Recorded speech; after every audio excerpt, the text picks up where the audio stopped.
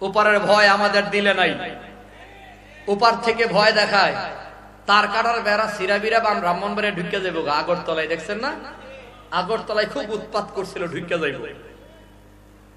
আমি দেখছি আবার সীমান্তে তার কাটার থেকে আরো প্রায় 600 মিটার দূরে আরেকটা তার কাটার বেড়া বানাইছে নিজেরা, বানায় সেরা ঠেলাঢিলি করে। আবার এপাশে নিজেদের বিএসএফ পুলিশ তার করে রাখছে। আমরা দৌড় দেবো বাংলাদেশের দিকে ঢুকে যাইবার লাগি, তোরা কিন্তু আটকাইছে।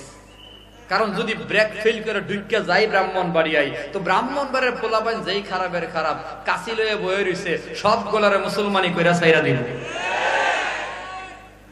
ব্রাহ্মণবাড়িয়া আলাদা একটা জিনিস, কথা কোন ঠিক কিনা? এখানে কোনো বেঈমানের ছাড় ছিল না, কখনো ছাড় পাবে না। ওরা আমাদের ভয় দেখায়, হুমকি দেয়, বাংলাদেশ দখল করে ফেলবে। আমরা শান্তি চাই, পরিষ্কার ভাষায় ভারত প্রতিবেশী দেশ হিসেবে আমরা শান্তি চাই, মহব্বত চাই, ভালোবাসা চাই, বুকের সাথে বুক লাগাইয়া চলতে চাই, প্রতিবেশী সাথী বন্ধু হয়ে চলতে চাই। কিন্তু তারা যদি আমাদের গোলাম বানাবার চেষ্টা করে, তাদেরকে প্রভু হিসেবে মেনে নেওয়ার মতো সিদ্ধান্ত আমাদের নাই। বরং আমাদের উপর যদি প্রভুত্ব দেখাতে চাই, ভারত দখলের সিদ্ধান্ত আমাদের আছে। আমরা মানুষ কম হইলেও কইলজা বড়। কারণ আমাদের কোনো বিমান কামানের দরকার নাই, আমাদের ইমানের দরকার। কথা কোন ঠিক কিনা? আরে বদর যুদ্ধে আমি একটা হিসাব করেছি, আপনারা দেখেন মিলে কিনা। বদর যুদ্ধে 313 জনের বিপরীত ছিল 1000 কাফের, অর্থাৎ কাফেরদের সংখ্যা 1000, মুসলমানের সংখ্যা 313। জবাব দেন, মুসলমানের সংখ্যা কত, কাফেরদের সংখ্যা কত? 313 দিয়ে যদি 1000কে ভাগ করা হয়, তো একজন মুসলমানের উল্টা হয় 3 জন কাফের। মুসলমান একজন, কাফের কয়জন? এই হিসাব 1500 বছর আগের বদর যুদ্ধের হিসাব। কত বছর আগের? 1500 বছর আগের। বলেন কত বছর? বলেন 1500। 1500 বছর আগের হিসাব হলো একজন মুসলমান 3 জন কাফেরকে দৌড়ানি দিছে, কাফেররা প্রস্রাব পায়খানা একাকার করে পালাইছে। 1500 বছর পরের একটা হিসাব আমি করেছি। ভারত এবং বাংলাদেশ মিলিয়ে নরেন্দ্র মোদীর গোলাম হলো 120 কোটি। কত কোটি? মুখস্থ করেন। ভারত বাংলাদেশ মিলিয়ে কত? তাদের সংখ্যা কত? 120। বলেন না কত? 120 কোটি। আর ভারত বাংলাদেশ মিলিয়ে মুসলমানের সংখ্যা হলো 36 কোটি। অর্থাৎ বাংলাদেশে মুসলমান 16 কোটি, ভারতে আছে 20 কোটি। 20 আর 16 36। কত? 36 কোটি দিয়া 120-এর আমি ভাগ করে দেখছি, একজনের উল্টা 3 জন। আল্লাহু আকবার বলেন না। একজনের উল্টা কয়জন? একজনের উল্টা কয়জন? যদি তারা যুদ্ধ করতে চায়, তো আমাদের একজন মাত্র 3টারও দৌড়াইতে হইব। আমাদের নবীর সাহাবায়ে কেরাম যেহেতু পারছে, আমরাও পারবো। কথা কোন ঠিক কিনা? নবীর সাহাবায়ে কেরাম যেহেতু পারছে, আমরাও। আমাদের কোনো ভয়? আমাদের সাথে আছে কে? আল্লাহ কবুল করেন, সবাই বলি আমিন। খারাপ লাগতেছে আপনাদের কাছে? একটা খবর, তাজা খবর এলো, ভালো করে মনে রাখেন। মুমিন বান্দার কোনো ভয় নাই। আমি বুধ আগেও বলছি, ইমান বলার কোনো ভয় নাই। কারণ ইমান বলার মালিক আছে। মালিককে সবাই তো আওয়াজ দেয় না। আর জোরে কর না, কে? আপনার আমার মালিক কে? যার মালিক আছে তার ভয় নাই। ভারতের ভয়, তাদের মালিক নাই। এদের মালিক হইল গরু, ঠিক নি? এরা গাভীরে মা ডাকে। আমি আবার হিসাব করে দেখলাম কোন কোন জায়গায় গাভীরে প্রভুও ডাকে। এক একবার এক এক রকম। আচ্ছা চিন্তা করেন, সম্ভবত আমার বন্ধুবর মুফতি সালমান ফার্সি বলে গেছে, এরা খাই গরুর মুত, আমরা খাই গরুর গোশত, গরুর কলিজা।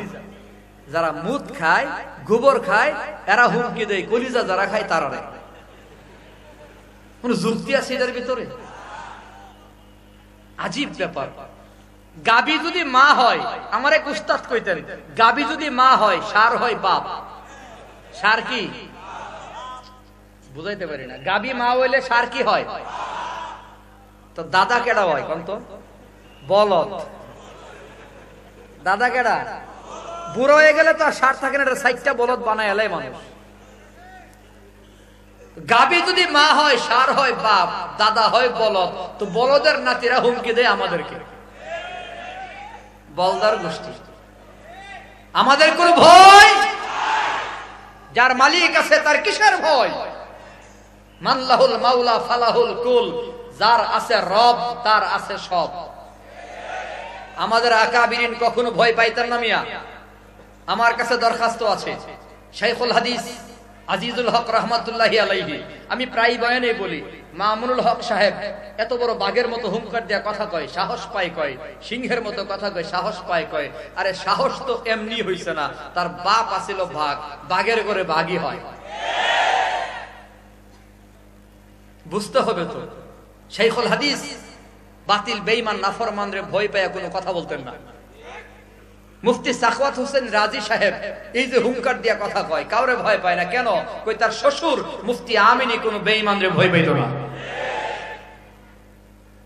এই যে নায়েবে আমির মুফতি ফয়জুল করিম দামাত বারাকাতুহু হুঙ্কার দিয়া কথা কয়, ওনার হুঙ্কারে মাঝে মধ্যে আলোচনা সমালোচনা হয়। বাকি বেঈমান নাফরমানদের চোখে চোখ রাইখা, নাকে নাক রাইখা, চোখ লাল করে হুঙ্কার দেয় তিনি। এত বড় হুঙ্কার দেওয়ার সাহস পায় কয় কি ওনার বাপ ফজলুল করিম রহমাতুল্লাহি আলাইহি বেঈমান নাফরমানদের হুঙ্কার দিয়ে এই কথা কইতো। বাঘের ঘরে বাঘই হয়, কথা ঠিক নেই। অতএব আমাদের কোনো ভয় নাই, আমাদের আকাবিরিনরা কখনো ভয় পায় নাই। মোরা মুসলিম, মোরা বীর মুজাহিদ সৈনিক রাসূলের, মোরা সুন্নাতে মানি মুসলিম বলে দুশমন বাতিলের। কথা কোন ঠিক কিনা? এই সঙ্গীতটা কি বলবো? এটা আমার বহু পুরনো, আবার আবেদন আছে আমার কাছে যেন বলি। প্রত্যেক মাহফিলে গেলেই কই এটা একটু কইয়েন, মানে আপনারা শুনবেন তো ইনশাআল্লাহ। কারা কারা শুনবেন হাত দেখি, হাত। নারায়ে তাকবীর, আল্লাহ কবুল করেন, সবাই বলে আমিন। মোরা মুসলিম, মোরা বীর মুজাহিদ সৈনিক রাসূলের, মোরা সুন্নাতে মানি মুসলিম বলে দুশমন বাতিলের। মোরা ছুয়া পিয়েছি বাংলার বুকে শাইখুল হাদিসের, মোরা ছুয়া পিয়েছি বাংলার বুকে শাইখুল হাদিসের, যিনি শ্রেষ্ঠ আলেম ছিলেন যুগের মুরব্বী সকলের। মোরা মুসলিম, মোরা বীর মুজাহিদ সৈনিক রাসূলের, মোরা সুন্নাতে মানে মুসলিম বলে দুশমন বাতিলের। মোরা হুঙ্কার জানি মরহুম পীর ফজলুল করিমের, মোরা হুঙ্কার জানি মরহুম পীর ফজলুল করিমের, যার আওয়াজে ভেঙ্গে চোরমার হতো মঞ্চ বাতিলের। মোরা মুসলিম, মোরা বীর মুজাহিদ সৈনিক রাসূলের, মোরা সুন্নাতে মানি মুসলিম বলে দুশমন বাতিলের। মোরা ভয় করি না হামলা মামলা হুঙ্কার বাতিলের, মোরা ভয় করি না হামলা মামলা হুঙ্কার বাতিলের। ওই সিংহ পুরুষ মুফতি আমিনী আকাবির আমাদের। মোরা মুসলিম, মোরা বীর মুজাহিদ সৈনিক রাসূলের, মোরা সুন্নাতে মানি মুসলিম বলে দুশমন বাতিলের। মোরা পেয়েছিলাম এক বিপ্লবী নেতা আল্লামা শফি আহমদ, মোরা পেয়েছিলাম এক বিপ্লবী নেতা আল্লামা শফি আহমদ, যার আওয়াজে ভেঙ্গে চোরমার হলো শাহবাগীদের মসনদ। মোরা মুসলিম, মোরা বীর মুজাহিদ সৈনিক রাসূলের, মোরা সুন্নাতে মানি মুসলিম বলে দুশমন বাতিলের। আমাদের কোনো ভয় নাই। জোরে বলেন আমাদের সাথে আছে কে? যেটা বলতেছিলাম, মুসলমান যুবক বন্ধুরা, নবীর উম্মতের দল। আপনার আমার নবী হলেন আখলাক আজিমা ওয়ালা নবী।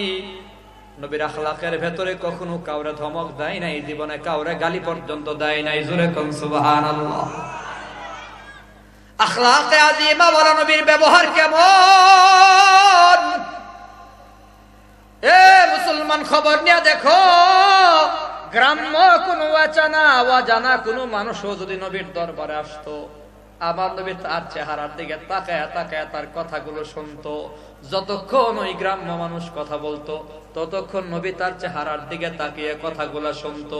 কিতাবের ভেতরে আসে আমার নবীকে যখন হাত লাগাইতো মুসাফাহা করতো, যতক্ষণ না ওই লোকটা হাত টান দিয়া না ছুটাইতো ততক্ষণ আমার নবী হাত টান দিতেন না, ধরে রাখতেন। গ্রাম্য একজন মানুষও যদি আসছে নবী তার দিলে কখনো আঘাত দিতেন না, মুচকি হাসি দিয়ে দিয়ে কথা বলতেন, মুচকি হাসি দিয়ে দিয়ে কথা বলতেন। আখলাক আযীমা ওয়ালা নবীর ব্যবহার তো এমনই ছিল রে মুসলমান বাবারা। অতএব আমাদের ব্যবহার যেন নবী ওয়ালা ব্যবহার হয়, আখলাক যেন নবীর আখলাক হয়। আজকে আমাদের সব আছে কিন্তু নবীর আখলাক নাই।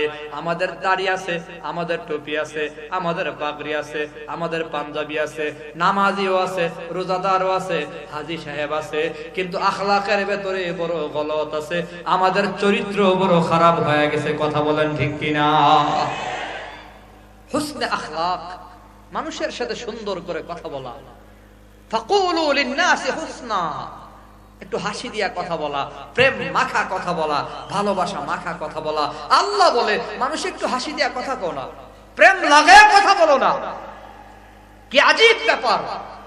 আদাবুল মুফরাদে ইমাম বুখারী রাহমাতুল্লাহি আলাইহি বলেন, ময়দানে মাহশারে একজন মানুষের সবচেয়ে বেশি ওজনদার ভারী আমল হলো হুসনে আখলাক, সুন্দর আচরণ, সুন্দর ব্যবহার হবে সবচেয়ে বেশি ভারী আমল। জোরে কোন সুবহানাল্লাহ।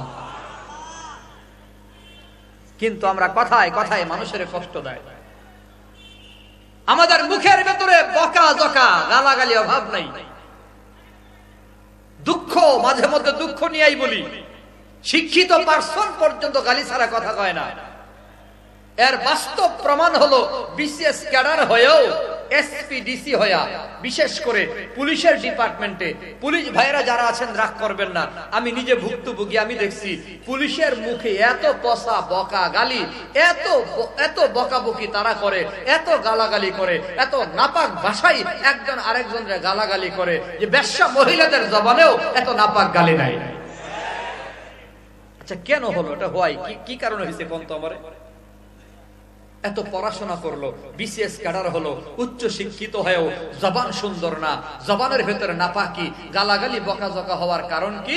ওই আখলাকে আযীমা ওয়ালা নবীর চরিত্র, নবীর জীবনী যদি পড়ানো হতো, তাদের পড়াশোনার ভেতরে, তাদের সিলেবাসের ভেতরে মহানবীর আদর্শ, মহানবীর আখলাক, মহানবীর চরিত্র যদি থাকতো, তাহলে বিসিএস ক্যাডার হওয়ার পরে তাদের জবানে গালি থাকতো না।